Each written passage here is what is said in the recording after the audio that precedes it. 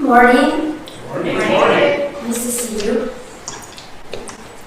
Welcome to the First Parish Church of Stowe and Acton, a welcoming and spiritual community. My name is Trisha Guditz, and I serve on the board of trustees at FPC. For those visiting FPC for the first time, we welcome you. Please let us know you are here by filling out one of our visitor information cards in the pews and hand it to an usher or drop it in the plate. Our ministers, staff, and board are listed on the front of the order of service. Please feel free to ask me or any one of these people for more information. If you would like a large print order of service or hymnal or an assisted living device, please ask our ushers. Our assisted living devices are small radios. Anyone is welcome to use one of these to listen to the service from another space in or around our building. Nursery care is available during the service. For K through 5 children usually attend the first part of the service and then leave for classes. Once a month, we have a children's chapel where children begin their time in the community room. For youth programming and other information, see the bulletin or ask our religious education director or an usher. After the service, please join us for coffee and conversation in our fellowship hall, which is down the stairs or elevator at the end of our building, or in a breakout room if you're joining us online. I'd like to draw your attention to the announcements in our order of service and also invite you to check out our webpage where you can sign up for our newsletter and email alerts. And here are a couple of additional announcements. Do you remember the awesome carnival games that we offered at the Craft Beer and Food Truck Festival? We will be offering many of those same games indoors at our Games Fest in Fellowship Hall on Saturday, February 28th. We need volunteers to make this event happen, and even though the kids will expend a lot of energy, many volunteering positions allow you to sit while helping out. Please stop by the Games Fest table at coffee hour to talk to Leah or Rebecca to learn how you can help make this family fundraising event a success. Also, this coming Sunday at 11 will be a celebration of the... Oh, I'm sorry. No, you did say Saturday. This coming Saturday at 11 will be a celebration of the life of Keshava. Next Sunday, we will have a new member joining time. We will also have one right after the service in the parlor today. If you're interested in joining, let us know or just show up. These are the last 2 weeks when you can join and also be eligible to vote in our special May meeting about the merging with Marlborough-Hudson. And now let's come together for a time of community, singing, and worship.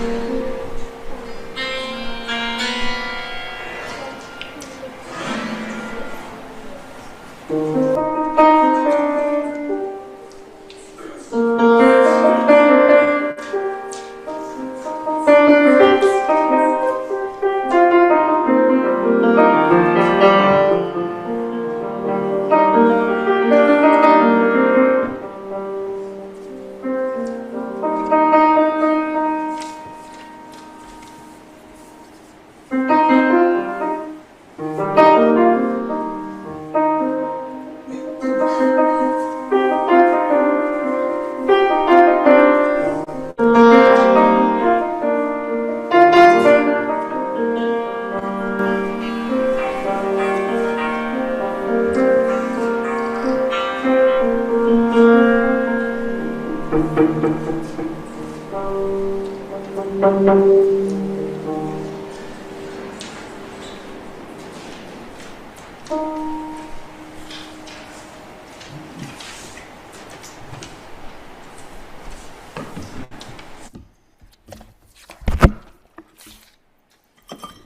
morning.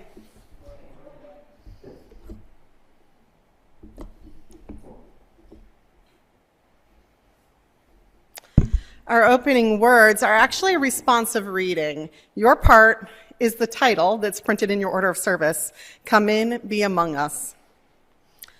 To all who are yearning for community, to all who are just getting started, to all who long to go deeper, to all with tender places needing care.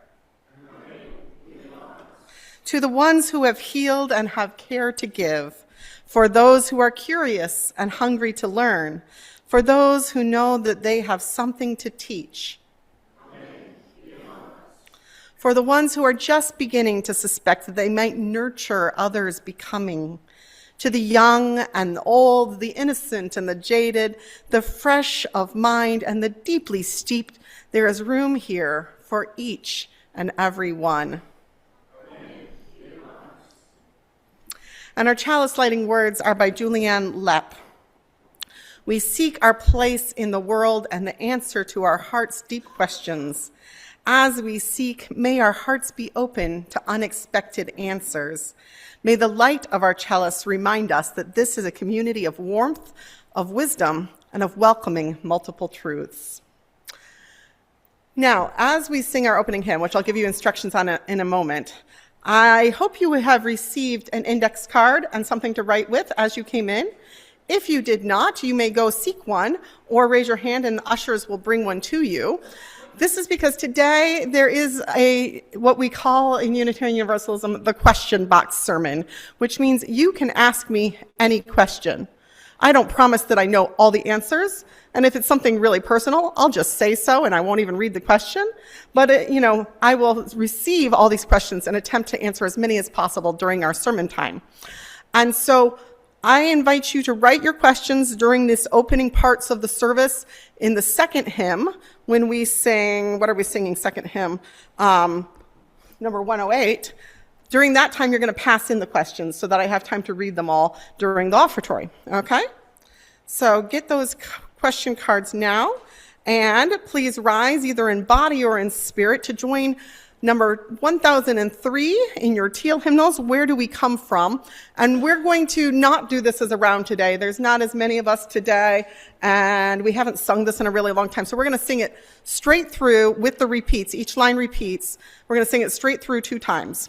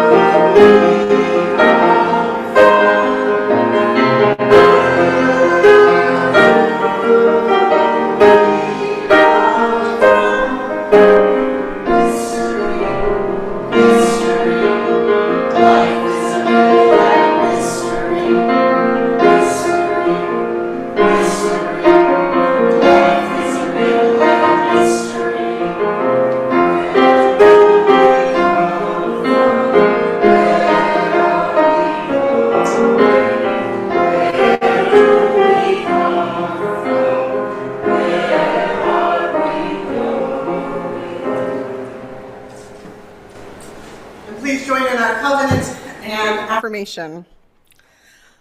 Love is the spirit of this church, and service its law. This is our great covenant, to dwell together in peace, to seek the truth in love, and to help one another.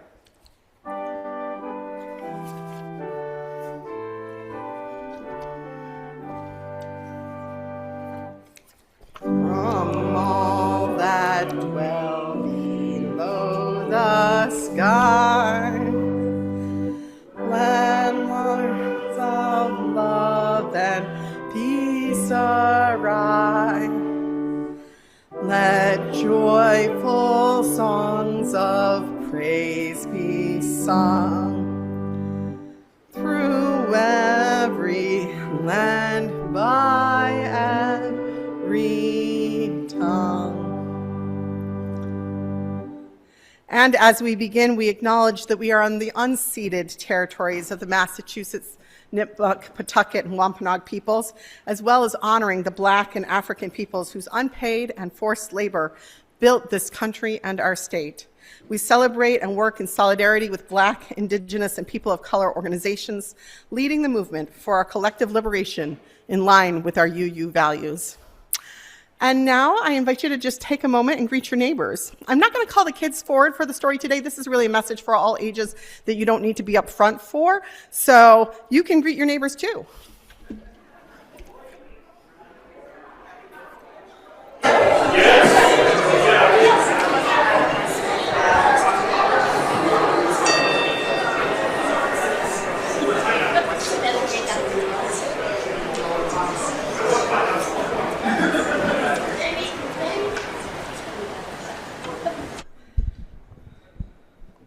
So our story for all ages today was adapted from an Indian folk tale for a curriculum for Unitarian Universalist young people. And that was done by the Reverend Alice Anacheka-Naisman, who was the Minister Emerita, one of the two Minister Emeriti at the UU Church of Marlborough and Hudson. And also by Alyssa Davy Pierre-Main. So there once was a wise woman who lived by herself near a small village, and rumor had it that she was very wise. She could always predict when the rains would come, and she could heal sick children and calm angry neighbors, and people came from all over to ask her questions and get her advice. But some of the children of the village didn't believe it was possible for her to always be right. Surely she couldn't know everything, and they decided to test her knowledge. One boy was really determined because the other kids tried and she always had the answers. But one boy was like, I'm going to figure out something that she won't know. So he had all of his friends meet him the next day to see this happen. All morning that day, he hunted for a bird. He chased this bird all over, climbed tree after tree trying to catch it, and finally he caught a small songbird in a nest, and he held it behind his back so no one could see what was in his hands. And triumphantly, he walked with all the kids following him to the woman's house and said, "Hey, old woman, come out. Show us how wise you are." And the woman walked to the door and said, "Can I help you?" And he said, "You know everything. What's in my hands? What am I holding behind my back?" Well, she thought for a moment, but she had seen that boy chasing this bird all over town that morning, and so she knew, and she could hear the little wings rustling, and she said, "I don't know everything, but I do think what's in your hands is probably a bird." The boy was so mad. How did she know it was a bird? And he thought quickly of a new question he could ask. He could ask a question that would prove her wrong no matter what. He was going to ask her, is the bird alive or dead? And if she said alive, he would kill it. And if she said dead, he would let it live. And either way, she'd be wrong. So he said to her, "Very good, it is a bird, but tell me, is the bird I am holding alive or dead?" Well, the old woman saw that this was the boy's plan, and she thought hard and long about it. And finally, she said, "The answer, my young friend, is in your hands. The answer is in your hands. And the boy realized what he had done. And he realized that this was a wrong thing to be doing, that it wasn't important enough to kill a bird to prove a woman wrong. And he felt sad that he had done that. And he pulled the bird out, and he apologized to the little bird and said, "I'm so sorry. You are free," and let it go. The answer was in his hands. Slowly and gently, he realized what he should do. And the bird was free. And that's the end of our story. Our going forth for the song for the children is a song by our music director who has the Sunday off, as does our religious education director. So Lindsay's going to lead the kids in lighting our lantern from our chalice to take down to religious education. Lindsay Lapointe is our RE committee chair.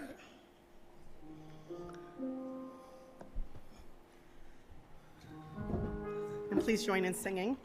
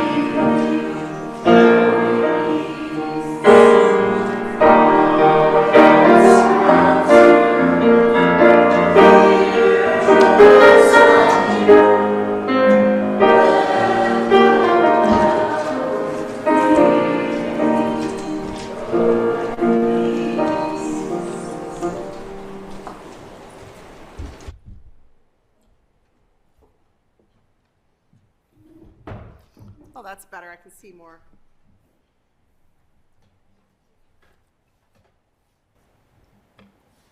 This is the time. This is the time in our service when we share our joys and sorrows, those things that we would like lifted up, and that are on our hearts and on our minds, and that we would like to be known in the larger community, that we might minister to one another. I wanted to begin with a follow-up candle from last week, where we announced that one of the families we have been working with in our Supporting Asylum Seekers Task Force was called to go into the Burlington Detention Facility. The mom, Karen, was released to go back. All right, seeing no more, we'll light 2 final candles, one for the cost of war, and the other for all those joys and sorrows that remain unspoken within our hearts today.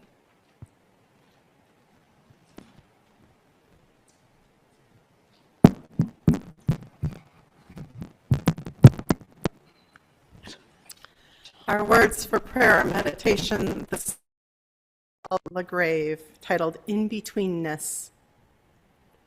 We, you and I, are in between right now. In between what was and what will be. In between who we were and who we will become. In between letting go and embracing. In between saying hello and saying goodbye. In-betweenness, it's a thing. In-betweenness is a time of fullness, a time of anticipation, a time of hope, a time of worry, a time of sadness. In-betweenness is a time of waiting, waiting for news, waiting for departure, waiting for arrival, waiting for death, waiting for life. In-betweenness is a time of transformation, a time of reflection, a time of action, a time of growing, a time of becoming. During this time of in-betweenness, of knowing and not knowing, let us enter into the silence together.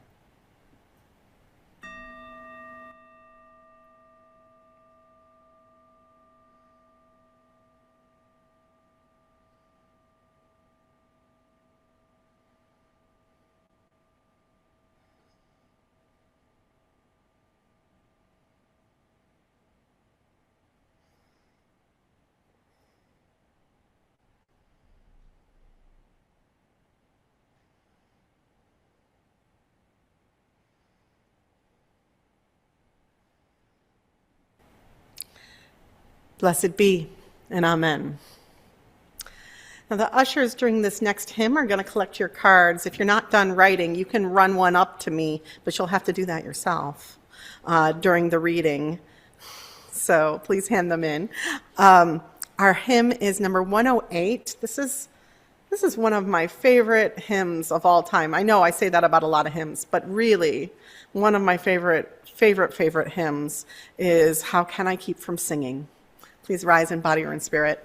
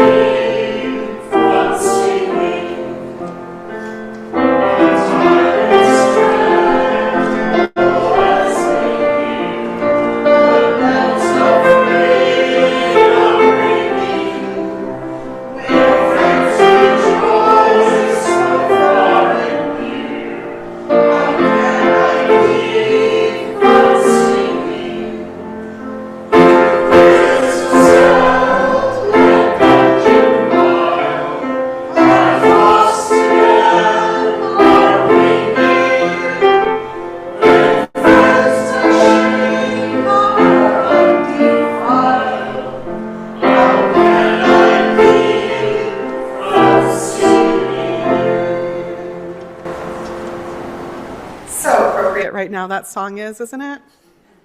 I mean, it always is, but I wanted to, since most of our staff have this Sunday off, I wanted to bring in some familiar voices into our service today. And when I was looking for the perfect reading that expressed change and ambiguity and questions, this reading came up in my search through the UUA's web pages by our own DRE, Rayla Baldwin-Matson. Rayla has a lot of pieces on the UUA. If you haven't noticed that, go read some. They're really great. This one is titled Big Shoes to Fill, and it begins with a quote, "Have not our weary feet come to the place for which our fathers sighed?" James Weldon Johnson from Lift Every Voice and Sing. It baffles me how my kids are just fine running around with no shoes on. Rocks and dirt and sticks and grime all adhere to their feet. I wear my shoes from the time I wake up until I climb in the bed at night. They may not be my daily running around shoes, but something is always on my feet. It drives me up the wall to see my kids barefoot, but I keep my mouth shut.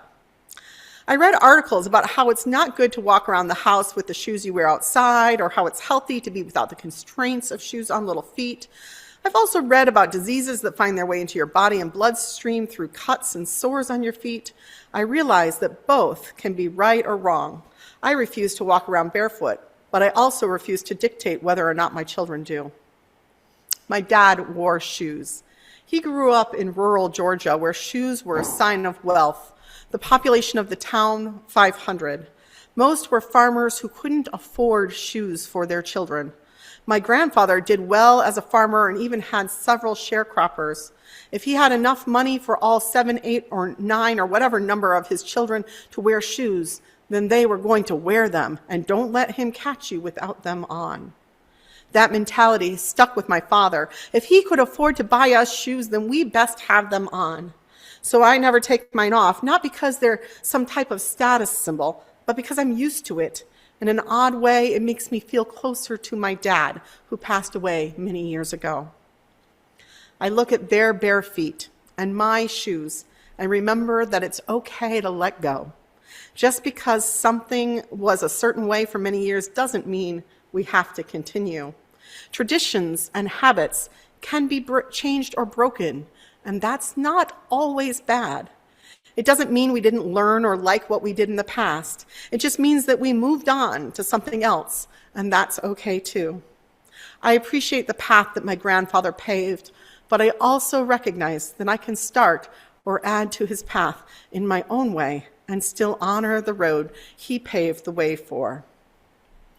This is from the Braver, Wiser collection on the UUA's webpage, which always ends with a little prayer, and here's the prayer. Spirit of life, may we never forget the road our ancestors paved for us. May we honor and uplift them. May we also remember that we too will one day be ancestors to those generations that follow, and may they be proud of and honored by the road we have paved for them, whether or not they choose to follow it. Thus ends the reading. If you were here last week, you heard a lot about our plate sharing organization for this month, Communities for Restorative Justice. If you were not or want a refresher, information is in your order of service. This is a group that does work with our local police department to find paths for restorative justice to keep people out of the prison pipeline. And we share our plate with different organizations each month. The work of this church is supported by the voluntary generosity of all who give with us. Please share as you are able.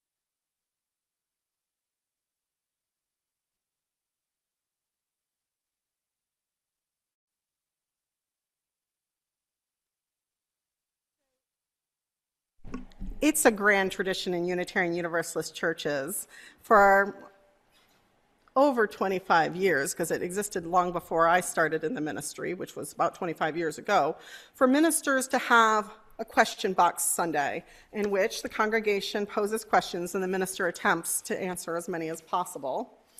This is usually done at the end of the year because we are tired then, and it is an easier way to do a Sunday. And so if you Google question box sermon Unitarian, you will see lots of ministers doing this in June. The Reverend Dick Gilbert is the one who I think started it, and Dick Gilbert, or Richard Gilbert, was the minister of one of our biggest churches, Rochester Unitarian Church in Rochester, not Minnesota, Rochester, New York. And he's also the person who wrote the Building Your Own Theology curriculum, which many of you may remember, and wrote the book, The Prophetic Imperative. And he would do it as the last service of the year every year. I thought, we need a little breather right now, and you probably have a lot of questions going on right now because we're in the midst of a lot of big things. So what better time than right here in February, which is the shortest month for a reason to do this. What is the airspeed velocity of an unladen swallow? You didn't tell me, do you mean an African or European swallow?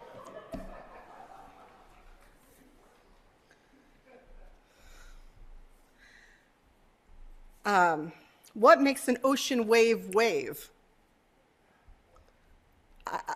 The moon?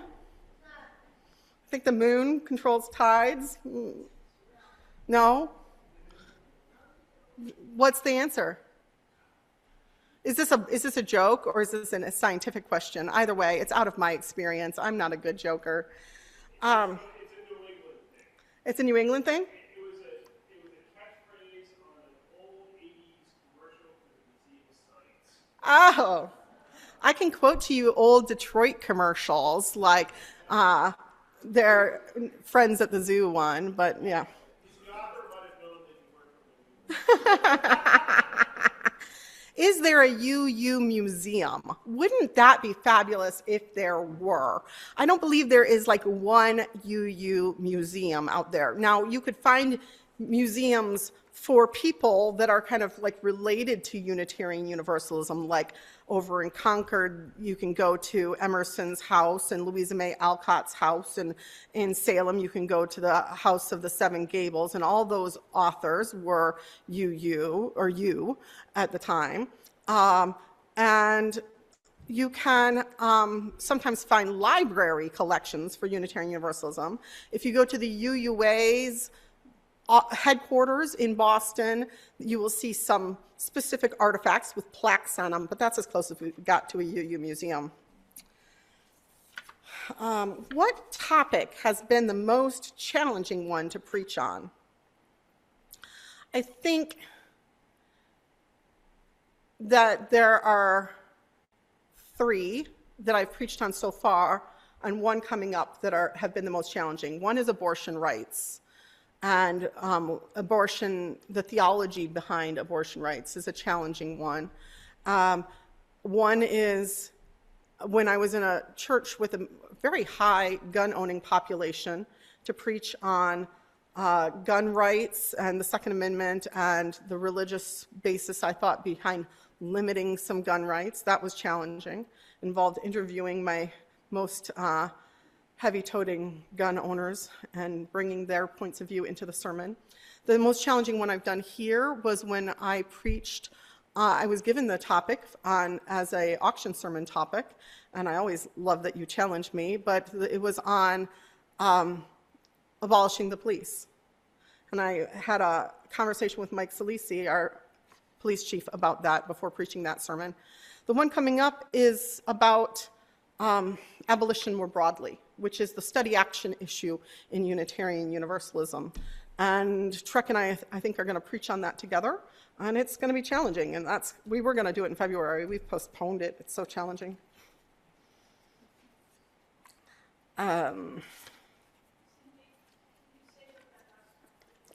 Abolition. And abolition, not just police abolition or prison abolition or ICE abolition, but abolition as a philosophy of life. and abolition in spiritual practice. And yeah, I'm still learning about it. I'm reading up.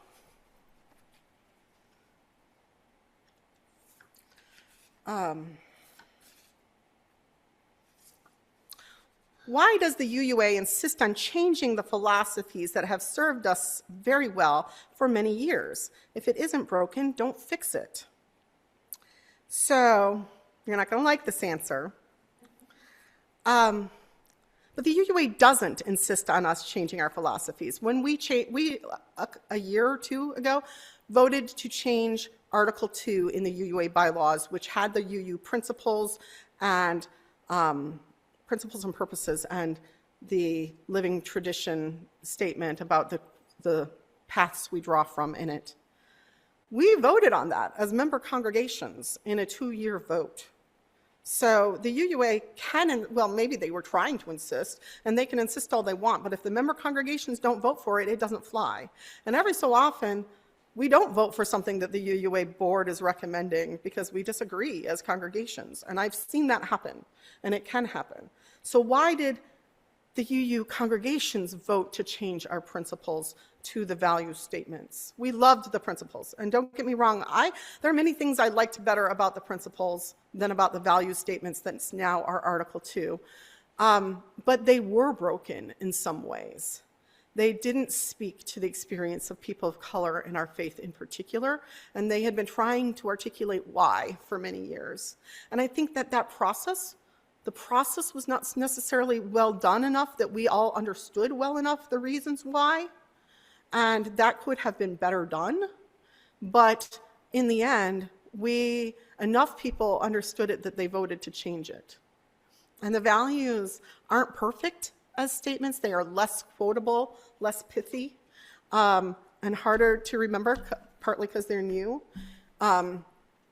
But they more directly reflect our faith as it is now, which has been changing over the decades.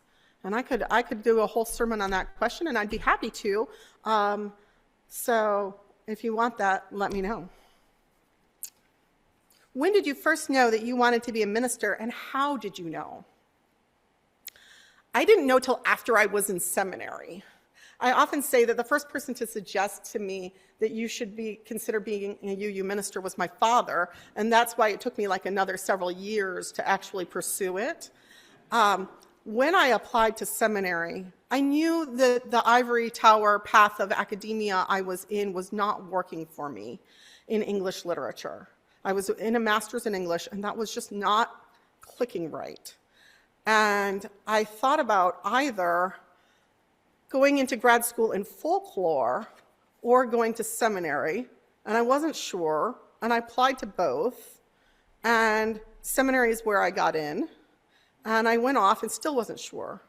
And it was in my first preaching class when I wrote my first sermon, not counting the little goodbye sermon I'd given in Athens, Georgia before going off to seminary, where I and 2 other seminarians shared the pulpit that Sunday. But I gave my first sermon, and I realized, this is how I write. This is why I wasn't doing well in English literature. I want to have a moral at the end of everything. And academia doesn't want me to do that. But I had thought about seminary as a path because I am not hyper-fixated in one area of justice, and I am not hyper-fixated in one area of work. I did a double major as an undergraduate in English and psychology, and I wanted something where I'd be writing some of the time, and I would be counseling some of the time, and I would be doing spreadsheets some of the time, and I would be doing justice some of the time. And ministry is the great generalist profession, and it's a great match for my skills and energies that I get to do a little bit of everything, and I love that about it. And in the justice work I'm interested in, and I've never been this is my one justice cause. And so focusing in the nonprofit world or the justice world in that way didn't make sense as much as a church world did. And it turns out it works for me and I love it. And this has been great. So it's not like I had that call moment where God spoke to me and said, Cindy, you will become a minister. That did not happen. What most recently made you laugh the loudest? I don't laugh easily. I can sit there and watch a whole Monty Python movie and not crack a smile. And I tell this to Trek in particular because he cracks jokes all the time and I only laugh at a small percentage of them. But I will say he has gotten a little bit of a guffaw out of me like at least 3 times. And I can't tell you what the jokes were, but they are usually bad puns. And I do find that funny and enlivening to my life.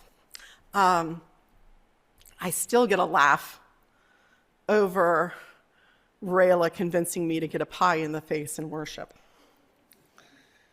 And that is one of the funny stories I like to tell the most often when I tell people about, let me explain to you how amazing my church is and how this church and this staff team is changing me. I tell about how with no other person would I have ever agreed to get a pie in the face in worship. What is the most difficult part of your job and what is the most rewarding? The most difficult part of my job, I'm going to be honest here with you, brutally honest. I'm an introvert, and I am also someone who doesn't like to pick up the phone and make cold calls. And there are some folks whose feelings about pastoral care are they want the minister to proactively know that they need help and reach out. And I fail at that again and again, and that's why I count on the lay ministry team to be supporting and working with me in the work of pastoral care, because I'm never going to really be the person who proactively reaches out when you need me and haven't told me. And I will fail again and again in that department. So I've built in systems. I've told you every week that joys and sorrows are a time for you to minister to each other. I've built a lay ministry team that helps me know when people are wanting to reach out, and I let you know periodically, reach out to me. I'm happy to be there when you do, but I, in my introverted and somewhat neurodiverse self, will not realize it sometimes, that your hints are not strong enough for me. Sometimes I have to be really bluntly told, and just think of that as neurodiversity in me, that I just don't get it sometimes. What is the most rewarding?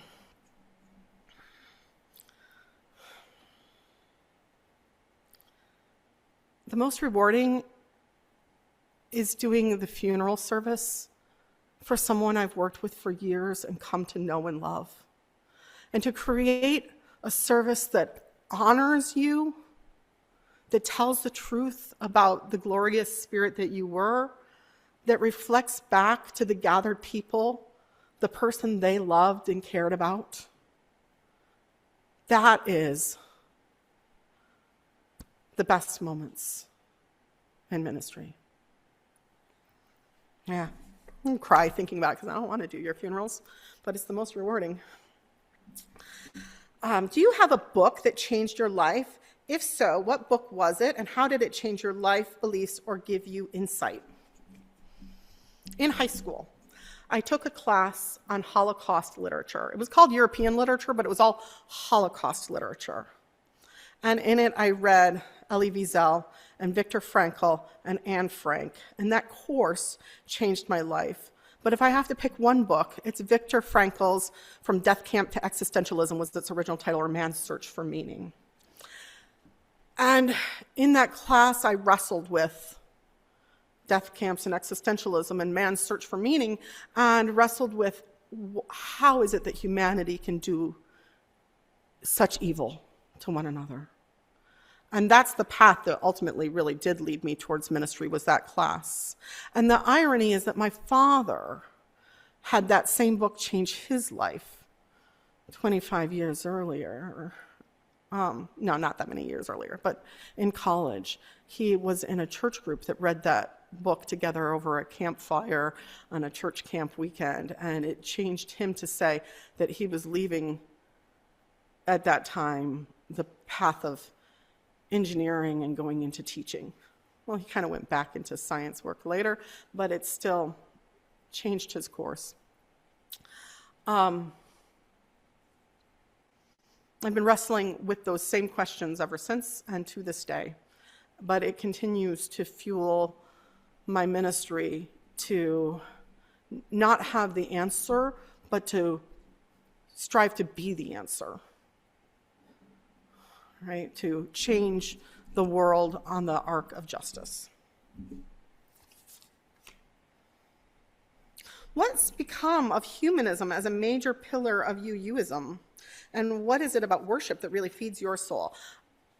My soul is fed in the music and worship.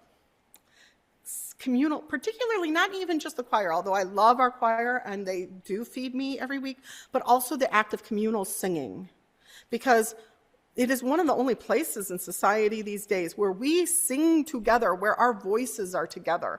Another major place being in protests. And that's where I also find it to be an extremely spiritual purpose, extremely spiritual experience when you are marching or rolling together and you are chanting together and you are working for a cause and the energy of all of humanity there is coming together to serve the good. That is spiritual for me. And in worship, that moment when we are breathing together and raising our voice together makes us part of one corpus, one body, and that is spiritual to me. What's become of humanism as a major pillar of UUism? I think that I could do a whole sermon on this one too, but in some ways, humanism took a path of forgetting about the difference between religious humanism and a-religious humanism within Unitarian Universalism. And when we lost our ability to articulate that difference, it made our humanists become seen as more extreme in our group bodies. And at the same time, when we had a rise of paganism in Unitarian Universalism, so this is like the 1980s, and that changed as we welcomed the next wave. So humanists came into our movement as a wave in like the 1930s when the Humanist Manifesto was published, and it really became the dominant thing within Unitarian Universalism. Then we had a wave of feminism and paganism, which shifted who we are as a body, and humanists became a smaller percentage within Unitarian Universalism. It's still a major percentage and a major force in who we are. I've considered myself a humanist for many years, but I'm starting to look at the term post-humanist, which our worship committee member introduced me to, because I hadn't heard that. It kind of came out after I was in seminary. And post-humanism answers some of the questions I've had with humanism, which are, as we understand the destruction we're doing to the earth and our relationship as an animal in the animal kingdom, then elevating just the human, as humanism seems to do by its very title, feels less and less appropriate to me. And I look to a post-humanism, which is more looking at the entire universe as the grounding of my spiritual identity. So I think there has indeed, people have, and our humanists, it's for them where they were the dominant force within Unitarian Universalism, it feels like a loss that we have been shifting. I don't think that we don't include very much a space for humanism, just as we include a space for paganism and for Christianity and for other spiritual practices, but it's no longer a dominant majority within Unitarian Universalism.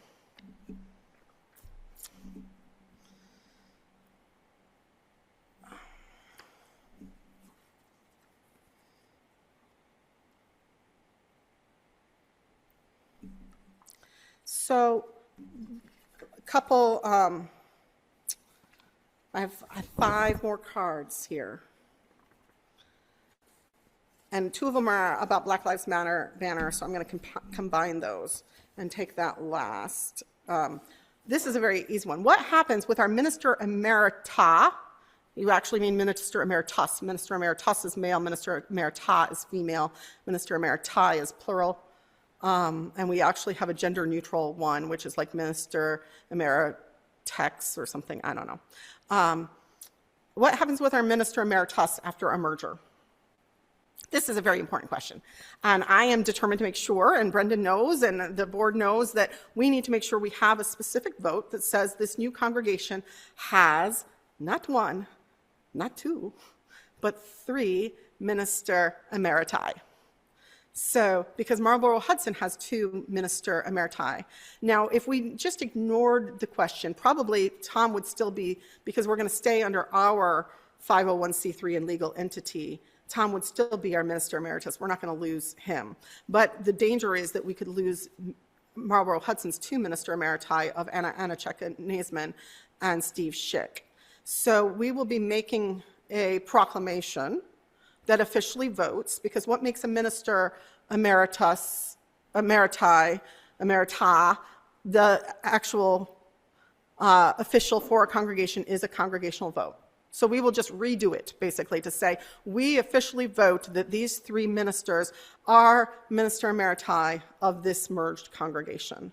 And then I will be the only minister I've ever heard of serving as a settled minister of a congregation with 3 minister emeriti, and we will go down in history in Unitarian Universalism for that.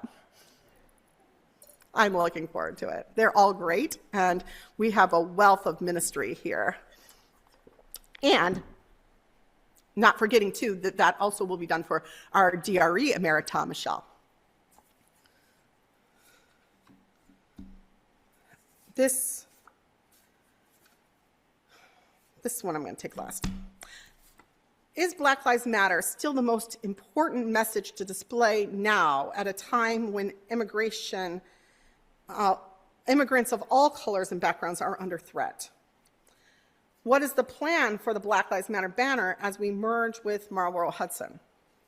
We are forming a task force. We have formed a task force to examine this very question, because we have a lot of questions about our external justice displays. Marlborough-Hudson has 2 major external justice displays of a rainbow driveway and a peace pole that's attached to their front sign. We have a major justice display of a Black Lives Matter banner, and we've been asked by members to re-examine that banner question. It's been up for 10 years. I personally do not want to go into the UU world in the news as the first congregation that voted to remove their Black Lives Matter banner. I personally don't think it's time. Yes, immigrants of all colors are under threat, but sometimes in racism, it's the exceptions to the racism are designed to kind of prove that, no, this isn't racist, but they actually are exceptions to the racism that exists. Immigrants of all colors are under threat. Immigrants of color are under much more threat. And I saw it in action in Minnesota. I heard the stories, and you can too, in that they are going along the streets and grabbing people of color and then checking their immigration status. And it's not because they have any reason to believe that they're an immigrant other than the fact that they're a person of color. And then the same thing's happening here. They pull into the Home Depot lot, grab people of color, assume that they are immigrants. In Minnesota, there's a large Native American population, because that's when we pushed them westward where a lot ended up. It's a larger percentage, and they're more active out in the community. Native Americans are being swept up regularly and thrown into detention and have to prove their citizenship status to get back out. Native Americans. This is about color. It is about race. It is not about immigration status. The immigration policies are here not because we really care that people from other countries are in America, but because the Republican right is trying to whiten America. It is, and Trek has a great quote in this past week's Stowe and Bolton Independent saying, "This is ethnic cleansing." It is. So, at the same time, we recognize that there are many justice issues that are important to this congregation and many different ways we might want to externally display them. And it's time to examine that question. There are different suggestions, rotating banners between different issues, having one banner that names a few different issues, having, I think Trek said the church in Billerica or another church that he's worked with When they took down their Black Lives Matter banner and started doing rotating banners, every time the Black Lives Matter banner comes down, a large sign comes up that says, this is not about us revoking our commitment to Black lives. It is about wanting to show you our other justice issues. So there are lots of possibilities that are surfacing, and I don't know what the answer will be. You decide what the answer is. This is a congregational decision. You are the ones who will proclaim who you are as a gathered community and project that to the world. And we're going to have a lot of discussion about it. And I'm going to be vocal about my opinions, but you vote how you vote. And I am proud to serve you with whatever you decide. 2 more questions, and then we'll do our closing hymn. How do we, as you use, believe in the worth and dignity of all people, particularly those doing such harm to our country? I've always said the principles don't say you must believe this. We have freedom of belief.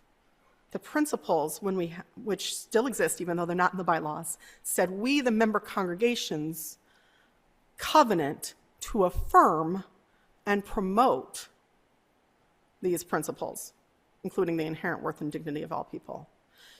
I struggle with that belief, and I know many of you struggle with that belief more than anything else, that every person has inherent worth and dignity when people are doing such great harm. I've struggled with that since high school when I learned about the Holocaust, right? How can we believe that Hitler has inherent worth and dignity when he murders 6 million people?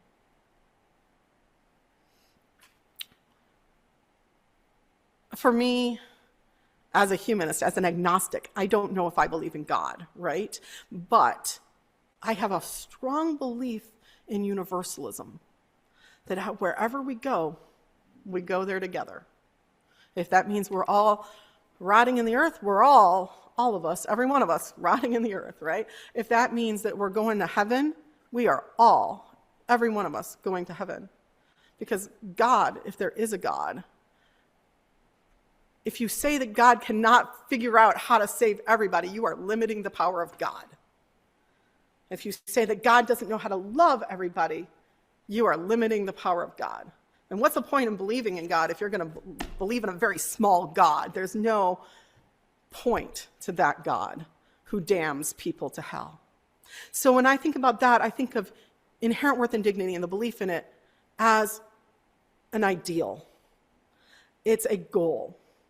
And when I can love everybody, no matter what harm they've done in this world, I will be closer to God. And until then, I keep trying, right? We just keep trying to believe, or to covenant, to affirm and promote, to act as if. And you keep acting as if everyone has inherent worth and dignity until it is true. And that will make it true, right? That's the struggle, folks. That is the real struggle within our faith. And thank you for articulating that question. What are ways, our last question is, what are ways to include reverence with a congregation on different paths for looking for what's sacred? And I am a person with one path, with one perspective. And so I try, and like what we did during my sabbatical was try and bring people in of different faiths to explore different paths. And I try with our worship committee to make sure that when I'm not here, you're balancing me with the opposite, right? That we are continually bringing in different voices. My good friend Julie Brock, who's the minister in Detroit and Southfield, says that she tells people that worship is like a potluck. And when you go to a potluck, you are not going to like everything on the table. You know, you're going to be like, well, I'm gluten-free and I cannot eat this bread. Or I'm vegetarian, I'm not going to eat those chicken wings. Or I'm allergic to mango, and so that fruit salad has mango in it. I am allergic to mango, just so you know. And, but hopefully, there is something on that table that feeds you and sustains you. hopefully something nourishes you, even though not all of it will. And so I've had people say to me, I really don't like hymns. And I've had people say, I really don't like the Affirmation or the Covenant. Or I don't really like, I kind of tune out during the sermon. Or I wish we didn't do joys and sorrows verbally. Something in that service, though, hopefully is nourishing each of you, even though not all of it does. And so that's the goal, is that we serve our diverse and unique perspectives through having a diversity of options both between worship services and within each worship service. But then we also don't always do it in worship, right? This church has a diversity of different ways to feed our spirits by our meditation groups and our small group ministries. And I think the merger with Marlborough Hudson will bring us more. They have a wealth of offerings, from the Red Tent to tarot groups to soul collage. And hopefully you find something that nourishes your spirit. If you're missing something that you think would nourish your spirit, reach out. Let me know. Let other teams know within this church, if wherever it's appropriate. Go to the arts committee or the music committee if that's where it should go, or to me or to the board, and say, hey, I want more Zentangle, Cindy. Can you offer more of that? And we'll make it happen. Thank you, friends, for being on this path with me. I love you all. And I always enjoy these questions. Now I know this insider New England joke I didn't know before about waves. Someday I'll be a New Englander. Our closing hymn, apparently is number 354.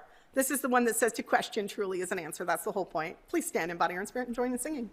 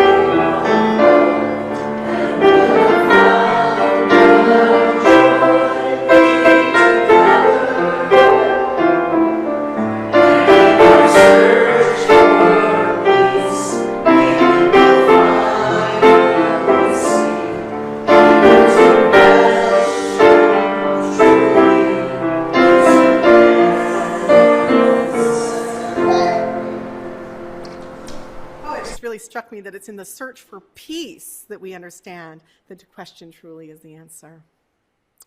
Our closing words are from Michael A. Schuler, formerly minister in Madison, Wisconsin. We have reached the end of this time for the gathering of memory and for letting the imagination play with future possibilities. We have enjoyed magic moments and edified each other.